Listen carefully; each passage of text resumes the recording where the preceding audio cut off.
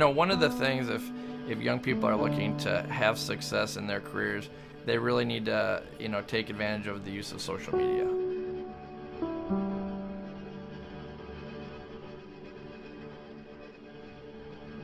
A lot of older, more mature people don't necessarily understand it yet. They didn't grow up with it. The young people are digital natives. They grew up with this. It's a strong point. Within my lifetime, social media has changed. I mean, it is basically, I guess you could say it's been invented.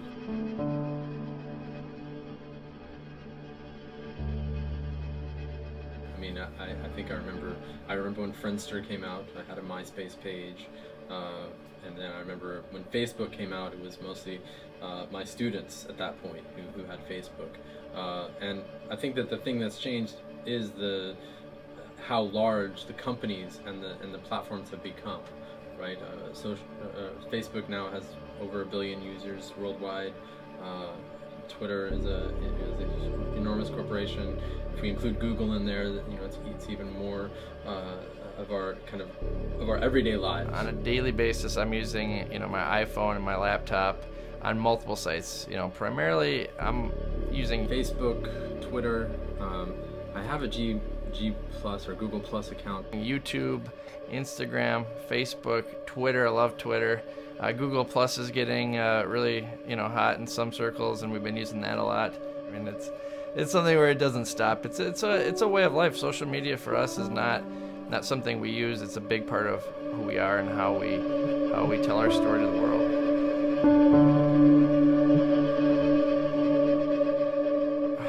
There's a lot of older people that are worried about social media hurting the youth or being a negative thing. I think that's absolutely ridiculous. One way to think about that is that it's similar to the kinds of anxieties that have happened around any emergent form of media or emergent form of social practice in the last century or so.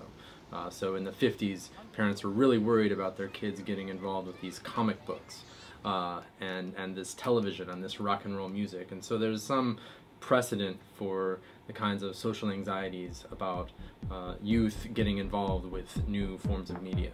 And I think social media are especially prone to those kinds of ideas because they're, this is basically almost like when I was going to the mall as a kid. This is a way for youth to engage with the world, to engage with the public, and often in an unmonitored kind of way. They said the same things when the telephone came out, and maybe even when the telegraph, came out, or even, pigeons or smoke signals.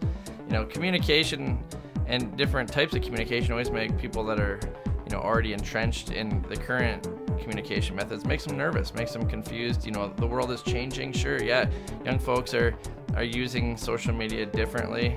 These social networking sites are causing all kinds of trouble, but no different trouble than they used to have with phones and text messages and pagers. I remember people used to use pagers to cause trouble. Well, now they're maybe using Twitter or Facebook.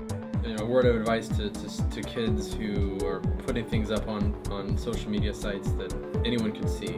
I mean, I think that maybe before you put something up there, before you expose yourself, you really should figure out how this platform works, because every one of them works a little bit differently. Every one of them is going to have a different way that the settings are set up so that certain people in one circle or outside of another is going to be able to see what you're posting. If you're using your name, I think obviously you shouldn't be saying things you don't want people to know, because yeah, there's some privacy concerns, but social media online isn't a private place, so people shouldn't expect privacy. And I think once they start to figure that out a little bit more, I think you'll see that there's less complaining about privacy issues.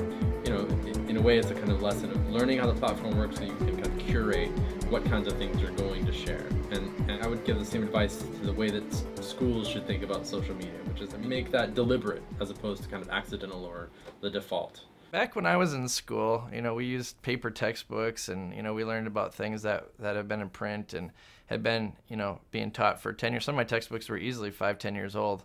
And nowadays the world is changing so fast, and children, if they're not using modern technology like social media to learn real-time information, they're already behind the minute they get out of school if they haven't been learning things that are current. I absolutely think that social media should be used and promoted in schools, although I need to sort of specify what I mean by that. I mean, part of what's important and kind of useful about social media, if we're talking about media, social media as platforms where there's opportunities for students to not only consume media, but also produce media. So something like YouTube or other Flickr spaces where students can learn how those platforms work and produce for them and actually produce content. And I think that going forward should be something that students learn in school, just like they used to learn how to write essays or they still learn how to write essays and read books. And this is an important part of our social life now. The world is sped up. It is much faster. So if you are learning things that were state of the art 5 years ago, you have no clue about what the world is using today. And Twitter's consistently been a real-time way to get information as it happens. And I think schools need to be using this more. People need to be using that. Not every film is on a DVD. Some have to be on YouTube. Not every picture is in a book. Some have to use Instagram or Google Plus or Facebook to find pictures of certain things. Schools aren't really teaching kids everything they can know if they're not using modern real-time information. On a certain level, social media is certainly our friend, but it's a friend that we should follow very closely. Like all friends, things can get a little bit rough sometimes, and I'm sure that social media and social networking sites are not always going to be a friend to people, especially when they make mistakes or do things that aren't good. But whenever you can communicate about things you care about and help shine light on things that are important, that's always a good thing. And so, for the most part, being able to share things that are important and good and positive, that's the biggest thing about social media that I personally love.